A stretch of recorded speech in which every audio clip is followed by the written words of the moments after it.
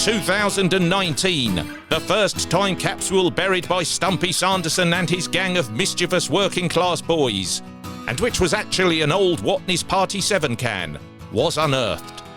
Then in 2023, the second time capsule, which was an old Courage Jackpot Bitter Party can, was discovered.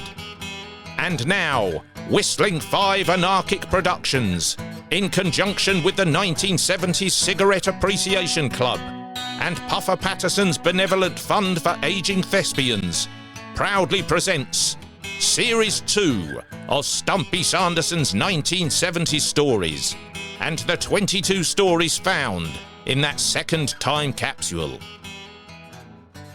As narrated by Andrew Brammer. Bonjour, bon après-midi, et bonsoir. The story you are about to hear is narrated in the first person, because I, just like Stumpy, witnessed firsthand the momentous events which it describes. So, let's park up the rally chopper, dim the lava lamp, switch off that episode of Catweasel, finish up the plate of Vesta beef curry, crack open a can of Double Diamond, light up a mannequin cigar, and kick back, sit back, and listen in to the anarchic and outrageous japes, scrapes and capers of Stumpy Sanderson and his gang. For this story, we head back to 1978 for the Toxic Kev Experiment.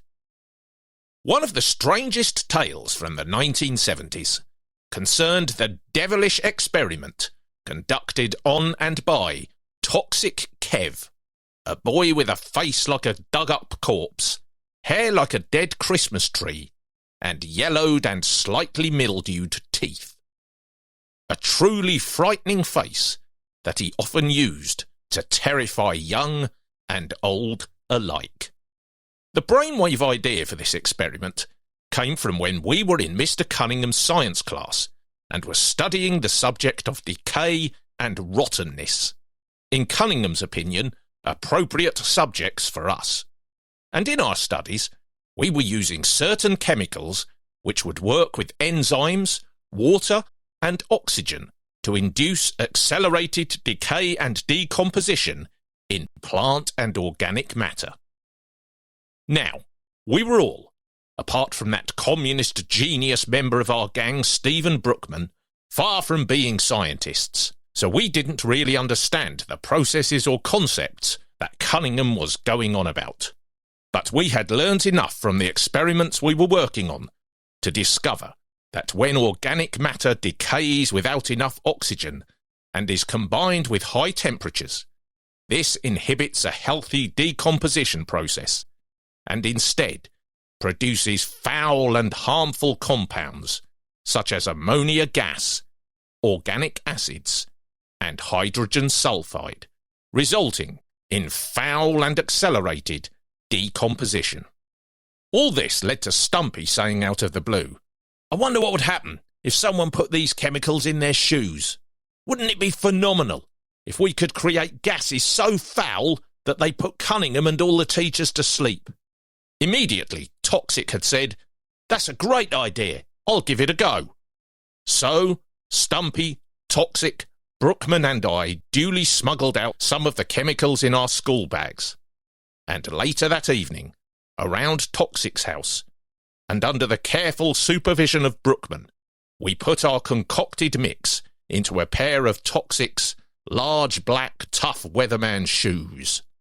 Brookman did his very best to explain to us again the full chemical process and reactions that would occur, but his explanation went way over our heads. In essence, he said, basically, the application of this chemical mix to inside Toxic's shoes will result in hideous and accelerated decomposition. That should be enough to knock out a battalion. The key to it, though, by my calculations, is that Toxic will need to keep the same shoes and socks on without changing them for the next 7 days. So that is what Toxic did. He lived and breathed every day in those shoes, going to bed in them, not bathing, even doing a cross-country run in games in them. What helped as well was that the weather was unseasonably hot, which of course helped accelerate whatever foul process was going on in those shoes. And then, after the 7 days had elapsed, we were ready. As we gathered at the designated time at lunchtime, Toxic, looking like something from a Quatermass movie, was ready.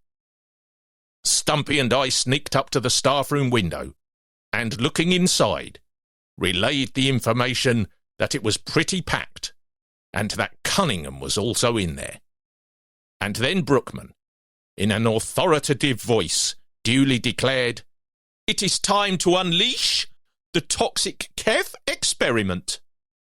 And so Kev, from whose shoes over the preceding 7 days there had been no leakage, although some people did detect what they thought was a strange and lingering sweet and sickly odious whiff, headed into the main block, and then the empty corridor, took his shoes and socks off, and knocked on the staff room door.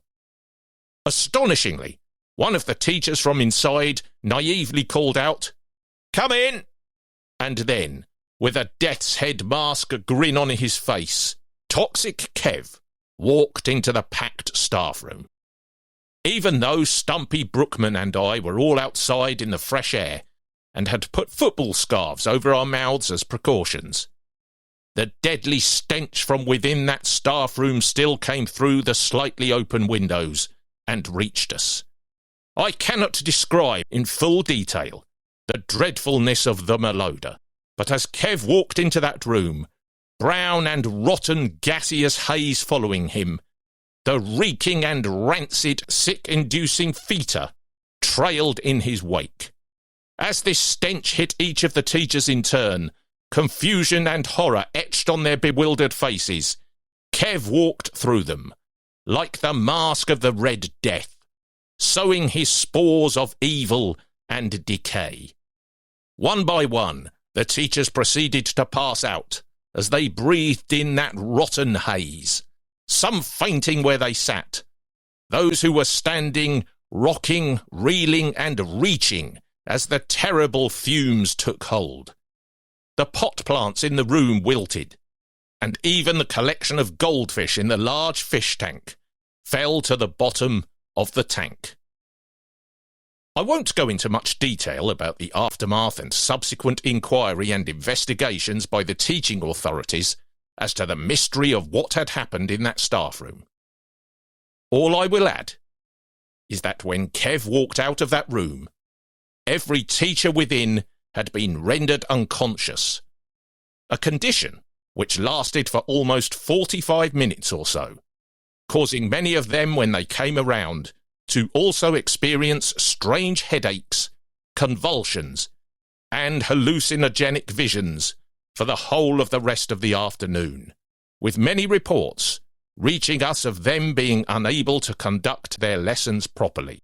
Also, crucially, for Kev and us, none of the teachers were able to recall what had happened, and only a few had only a very hazy recollection of Kev even having entered the staff room. The events remained a total mystery.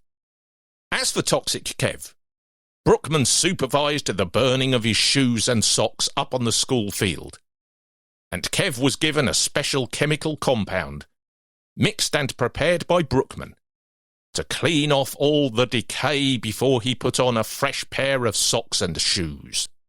And even though we had worn our football scarves as masks, and had been outside when this notorious event had happened, for some days afterwards, Stumpy, Brookman and I all had the strangest and sweetest dreams, while Kev himself definitely shot up in height by a good 3 inches in the matter of less than a week.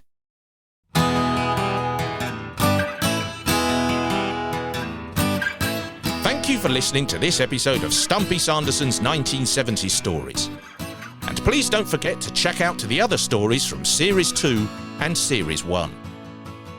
You can also follow Stumpy Sanderson's 1970s stories on Facebook, where you can keep up to date with all the news about live shows and other Stumpy events. There's also the website, www.stumpysanderson.co.uk, and the Stumpy Sanderson's 1970s Stories YouTube channel. And you can get in touch with me at andrew@stumpysanderson.co.uk. Until the next story, au revoir et bonne nuit, and keep grooving. Yeah. This podcast has been recorded using a DIY punk rock philosophy. Yeah.